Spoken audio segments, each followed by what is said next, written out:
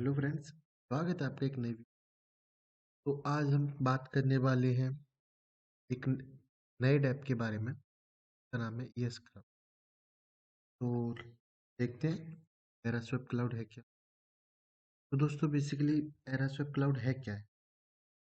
तो Era Swap cloud is IPFS based decentralized and peer to peer network for storing and sharing data.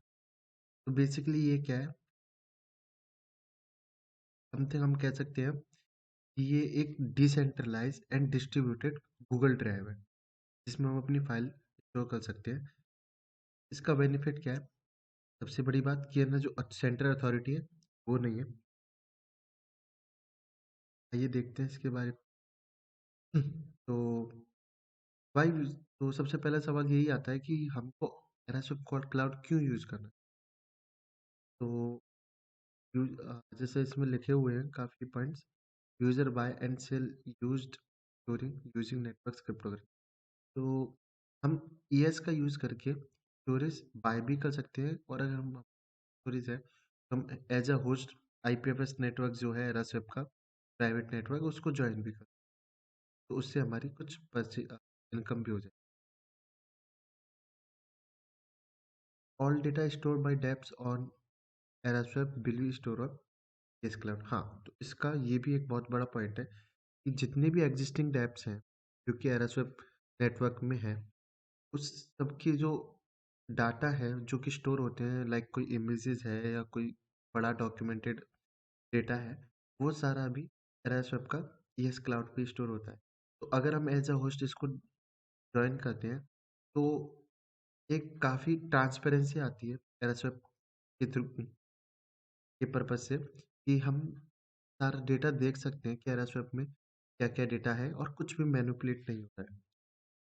जैसो जैसे हम इसमें देख सकते हैं कि डिसेंट्रलाइज स्टोरेज और सेंट्रलाइज स्टोरेज में क्या क्या बेनिफिट्स हैं और क्या क्या बेनिफिट्स नहीं है, और एरास्वेप कैसे इन सभी को फुलफिल करता है। तो सबसे पहले क्या है कि जो सेंट्रलाइज पावर है वो नहीं है एरास्वेप में, जो कि एक बहुत अच्छी बात है। डेटा मैनिपुलेट नहीं हो सकता। डेटा की प्राइवेसी है। तो डेटा की प्राइवेसी किस तरह है कि हम कोई भी डेटा स्टोर कर रहे हैं तो हम उसको एन्क्रिप्ट करके यहाँ पे डाल सकते हैं, और फिर वो दूसरे एंड से उसको फेच कर सकता है। सिमिलरली कोई मैलिशियस होस्ट हो तो सबसे बड़ा सवाल आता है कि किसी गलत जगह हमने शेयर कर दी तो इसमें फेथ माइनर्स का सिस्टम है एरास्वेप में। तो वो क्या करता है, सबसे पहले होस्ट को वेरीफाई करता है टाइम टू टाइम कि हाँ ये होस्ट सही है या नहीं। अगर वो सही है तो ठीक है, वरना उसको वो और डिनाई कर देता है कि आप एज अ होस्ट ज्वाइन नहीं कर सकते, या उसको नेटवर्क से बाहर कर देता है। सिमिलरली डेटा मिसमैनेजमेंट नहीं होगा क्योंकि डिसेंट्रलाइज है। तो हमारे पास ये बेनिफिट है। एंड जो सबसे बड़ा बेनिफिट है वो है पे एज यू यूज। हम बेसिकली देखते हैं जैसे कि कोई AWS सर्वर है, इसके लिए हमको एक पर्टिकुलर 5 GB 4 GB का डेटा खरीदना होता है, या हम कोई माइक्रोचिप भी लेते हैं तो हार्ड ड्राइव लेते हैं तो वो 4 GB। अभी बेसिकली अगर हमको ज़रूरत सिर्फ 4 MB की एक फाइल स्टोर करने की, तो हम क्यों फालतू का सारा डेटा हम सिंपली एक 5 GB का स्टोरेज लेते हैं, करते हैं।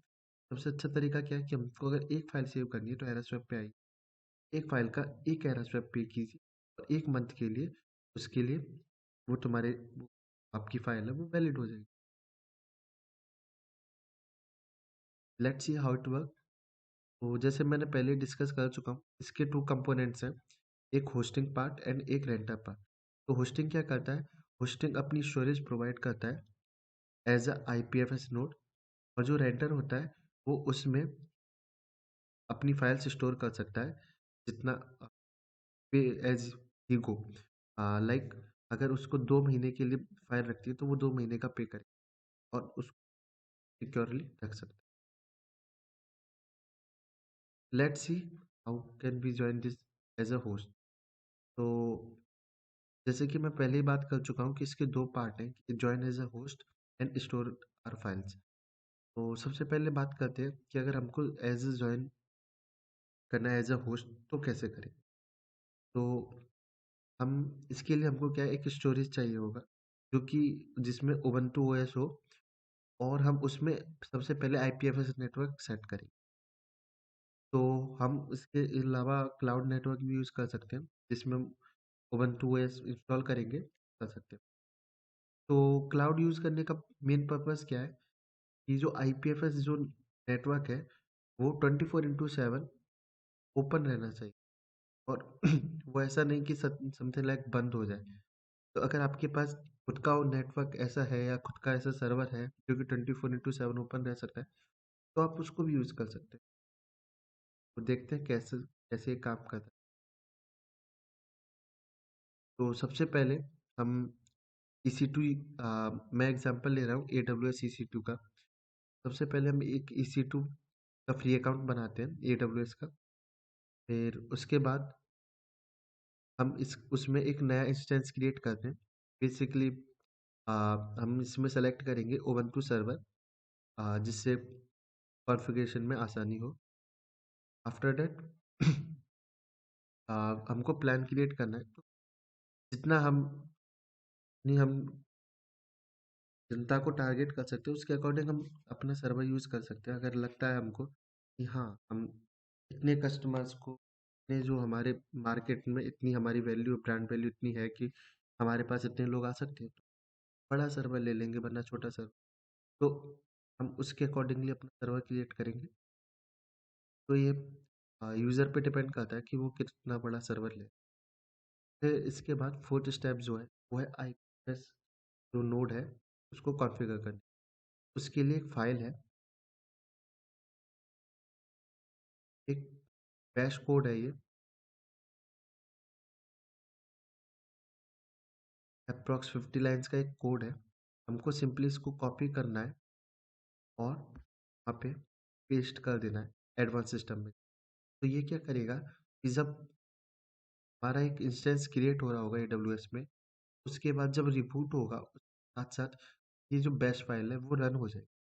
तो हम जैसे ही इसमें कॉन्फ़िगर करेंगे, हमारा डोमेन जो है, जो डिप्लॉयमेंट होगा एडब्ल्यूएस इंस्टेंस का, उसी के साथ-साथ हमारा आईपीएफएस नोड भी अपने आप कॉन्फ़िगर हो जाएगा। वो सक्सेसफुली हमारे नेटवर्क से कनेक्ट हो जाए। के बाद हमको साइज़ की कित स्टोरेज साइज़ सेलेक्ट करना है कि हमको कितना स्टोरेज यूज़ करना है।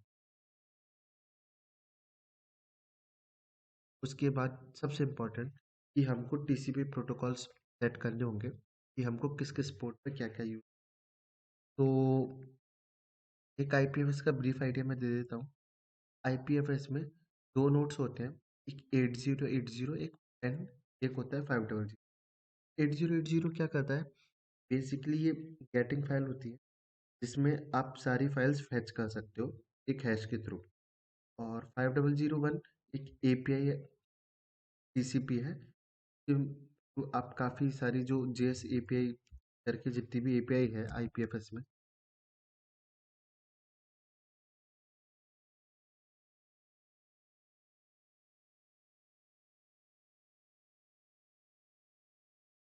तो आईपीएफएस के थ्रू हमको काफ़ी एपीआईज़ प्रोवाइडेड हैं, तो हम उनको यूज़ कर सकते हैं यहाँ पे। तो उसके लिए हमको 5001 पोर्ट का यूज़ हो।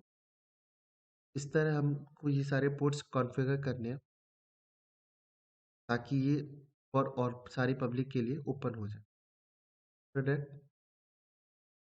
ऑब्वियसली ये दिस स्टेप इज़ ऑप्शनल। अगर हम उसको अपने सर्वर को मैन्युअली भी कॉन्फ़िगर करना चाहते हैं, कि देखना चाहते हैं कि कितना स्टोरेज है, कितना फालतू है, कितना काम का है, उसको गार्बेज कलेक्ट करना है।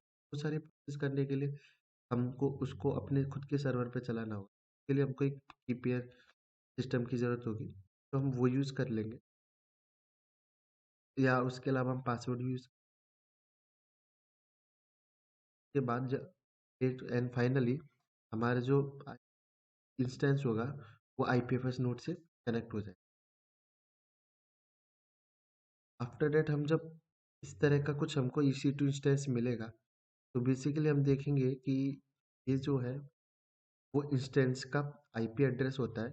उसके बाद मैंने पोर्ट 8080 यूज़ किया है फाइल्स को फेच करने के पोर्ट के लिए। उसके बाद मैंने सिंपली एक फाइल हैश लगा यूज़ की है। अगर ये फाइल हैश एग्जिस्ट कर रही होगी हमारे नेट ऑब्वियसली जिस तरह इमेज में दिखाई दे रहा है उस तरह की फाइल्स ऐड हो जाएगी। तो ये कुछ स्टेप्स हैं जिनको हमको फॉलो करना है AWS में, और हम अपना इजीली एक AWS इंस्टेंस क्रिएट कर सकते हैं एज अ IPFS। इसके बाद क्या है, इसके बाद हमारा मेन पर्पस, कि अभी हमने नोड क्रिएट तो कर लिया, अभी हमको इसको रजिस्टर करना टेरास्वेप क्लाउड, ताकि हमारी अर्निंग स्टार्ट। चलिए अब इसको रजिस्टर करते हैं। तो ये कुछ डिटेल्स हैं, तो हमको डिटेल्स भरनी होगी, कि मैं टेरास्वेप का खुद का ही भर देता हूँ।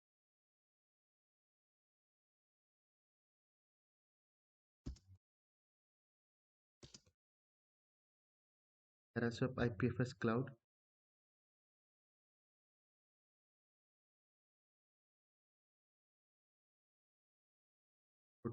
करना है। इसके अलावा एक पेयर आईडी भी डालनी होती है, अभी मैं उसको छोड़ देता हूँ। उसके बाद हमको एक गेट एपीआई डालनी है। गेट एपीआई वो होगी जिसपे 8080 पोर्ट फॉरवर्ड हो रहा हो। तो बेसिकली क्या है, इसके बाद हमको एक डोमेन भी कॉन्फ़िगर करना होगा, ताकि जो कोर्स एक्सेस होती हैं उनको भी हम इनेबल। तो उसके लिए हमको एज अ सुटेबल कोई भी डोमेन यूज़ करके उस पर SSL यूज़ करना पड़ेगा।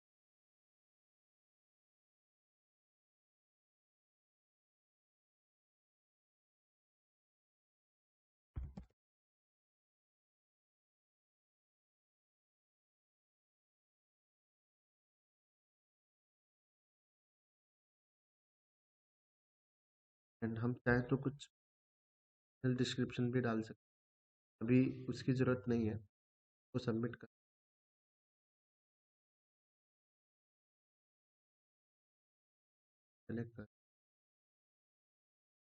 करने की।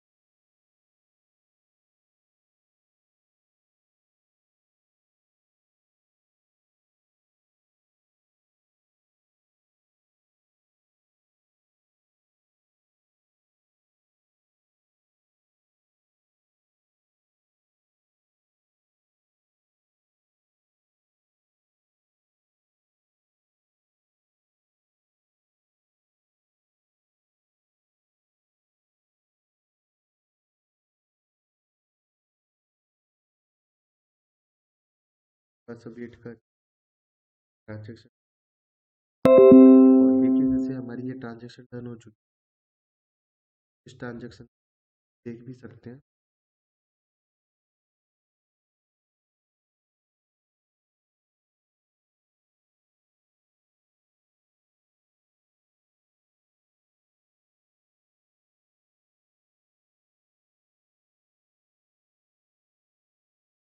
ये लोड नहीं हो रहा है, ट्रांजेक्शन लोड भी हो सकती है। इसके अलावा हमने इस तरह हमारा सक्सेसफुली हमने अप्लाई कर दिया। तो अभी नेक्स्ट प्रोसेस क्या होता है, कि हमने तो अप्लाई कर दिया, उसके बाद इसको फेथ माइनस वेरीफाई करेंगे। अगर सब कुछ ठीक लगेगा तो उसको एज अ होस्ट कर दें। तो एक बार जब हमारा अप्रूव हो जाएगा एज अ होस्ट, तो फिर हम अपने पैनल पे लोगों को इनवाइट कर सकते हैं, आप आइए कंट्रीब्यूट फाइल शेयरिंग में। इस तरह फीचर काम करता है। तो अभी लेट्स सी एडमिन पैनल को देखते हैं।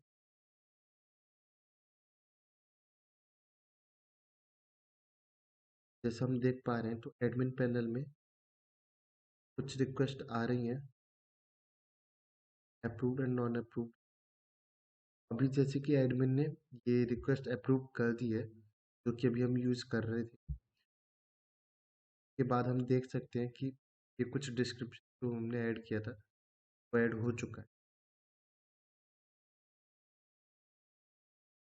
लेट्स सी अभी जो नेक्स्ट स्टेप है वो ये है, जो दूसरा पार्ट है एज अ रेंट, उनके लिए है कि अगर हमको फाइल्स ऐड करनी है तो हमको क्या, तो बेसिकली हमने यहाँ पे सारे होस्ट देखे, तो जो हमको ईज़ी लगता है, जो हमको सबसे बेस्ट लगता है के अकॉर्डिंग हम वहाँ पे जा सकते हैं। सबका अलग-अलग अकॉर्डिंगली पैनल खुल जाएगा।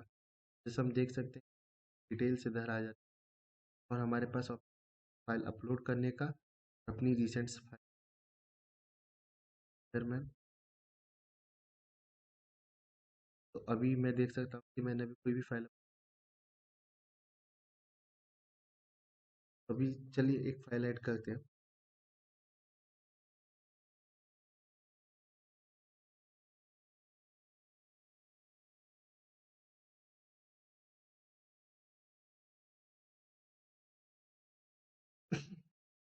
मैंने एक ओपन डेप का क्यूआर कोड लोड किया शेयरिंग के लिए। तो उसके बाद पूछता है कि एक अमाउंट देना होता है। अमाउंट मीन्स अगर आप 4,000 से पे करते हैं कि आपके 4 महीने के लिए वैलिड हो जाए। तो लेट्स से मैं 2 मंथ का अमाउंट करता हूँ 2 एरर्स में, तो इसका मतलब है मेरा 2 महीने के लिए।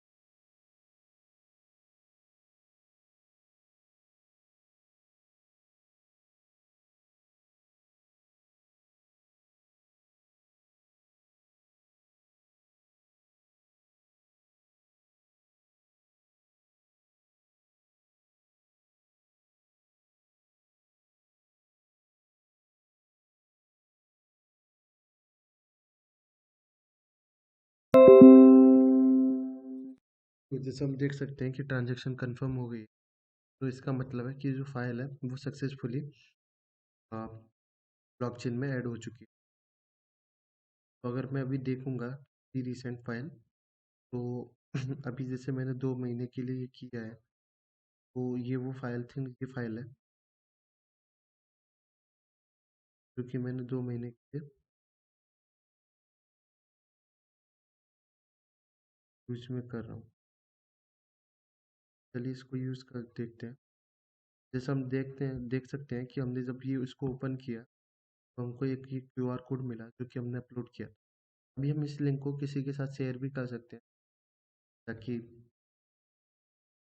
मतलब शेयरिंग का काफ़ी अच्छा काम हो सकता है, क्योंकि पूरे डिसेंट्रलाइज़ मैनर डिसेंट्रलाइजेशन का सबसे बड़ा फ़ायदा ये भी है कि अगर आपका एक नोड बंद हो जाता है, तो आप दूसरे नोड से भी उस फाइल को एक्सेस कर सकते हैं। इसके अलावा हमारे पास कुछ ऑप्शंस और भी आते हैं, thing like renew, remove and dispute.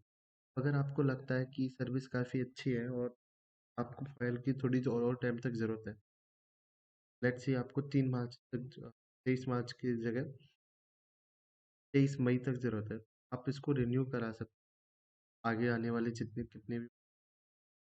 उसके अलावा आप उस फाइल को हटा भी सकते हैं, एंड एज वेल एज आप डिस्प्यूट भी क्रिएट कर सकते हैं अगर आपको ऐसा इशू जो फाइल है वो फाइंड नहीं हो पा रही या आपको सर्वर से फैच नहीं हो डिस्प्यूट। तो इस तरह गाइज हमने देखा कि हम किस तरह एज अ होस्ट नेटवर्क को ज्वाइन कर सकते हैं और as a render files upload कर सकते हैं अकॉर्डिंगली जितना आपको ज़रूरत है। ठीक है, तो इसके बाद हम एक पोर्शन और बचा है जो कि है होस्ट पैनल का।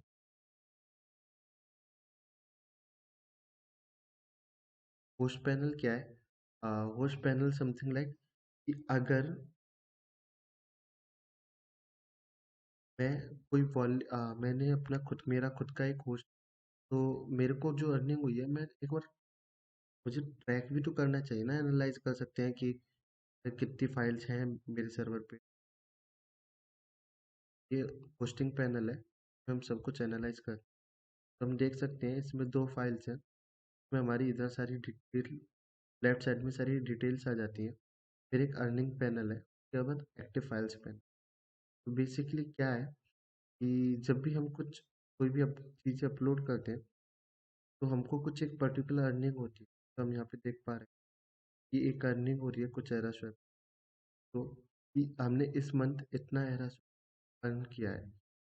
इसी तरह हम आने वाले कुछ अगले महीने के लिए भी एरास्वैप देख सकते हैं कि मंथ आईडी जो है उसके अकॉर्डिंगली इनकम हुआ है। अगर मैं सेकंड के लिए चेक करूँ कि सेकंड मंथ 0 है, तो एज हम देख सकते हैं पहले मंथ जो है मंथ आईडी 0 है, उसके लिए 4 एरास्वैप अगले महीने की एक बार, तो हम उसको अकॉर्डिंगली विथड्रॉ कर सकते हैं। और उसके अलावा हम यहाँ पे देख सकते हैं there is a list of active files, तो ये वो फाइल्स हैं जो कि एक्टिवेट है। इसके अलावा हम उसको रिफ्रेश भी कर सकते हैं कि समथिंग लाइक हम लगा कि ये फाइल आज डिलीट हो चुकी है या ये फाइल आज एक्सपायर हो जानी चाहिए और ब्लॉकचेन में वो दिख रही है, तो हम ब्लॉकचेन में एक सिंपल ट्रांजेक्शन के थ्रू फ्री ट्रांजेक्शन के थ्रू एक रिफ्रेश कर सकते हैं ब्लॉकचेन की सारी फाइल्स को, तो उससे जो एक्सपायर्ड फाइल होंगी वो फ़िल्टर हो जाएँगी और हमको एक फ्रेश और सिर्फ़ एक्टिव फाइल्स एक लिस्टिंग मिल जाएगी। लेट्स सी, अगर मैं इसको रिफ्रेश करता हूँ, ऐसा ट्रांज़ैक्शन होगा।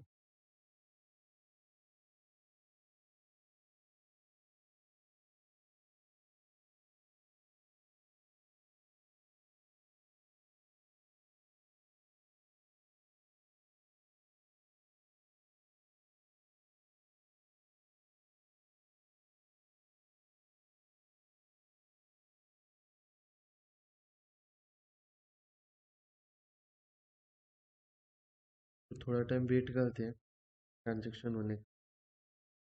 आफ्टर ट्रांज़ैक्शन कन्फर्म, अगर कोई ऐसी फाइल होगी इनमें से जो कि नॉट एक्टिवेट है, तो वो रिमूव हो जाएगी अपने पूरे ब्लॉकचेन सर्वर से।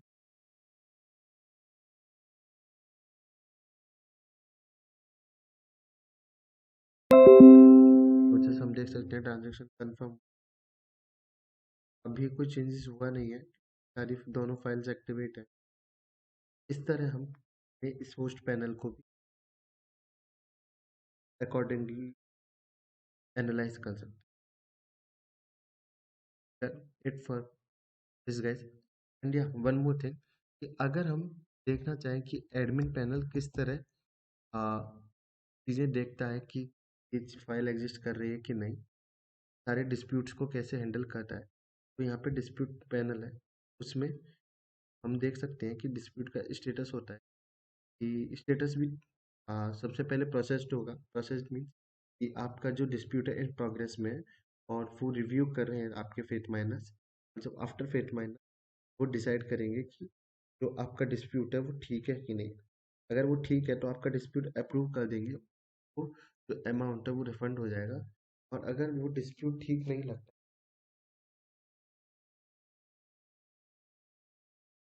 वो जैसे हम देख सकते हैं यहाँ पे एक लिंक बटन है, जैसे हम उस पर क्लिक करेंगे तो देखेंगे हमको फाइल दिख रही है कि फाइल एग्जिस्ट कर रही है।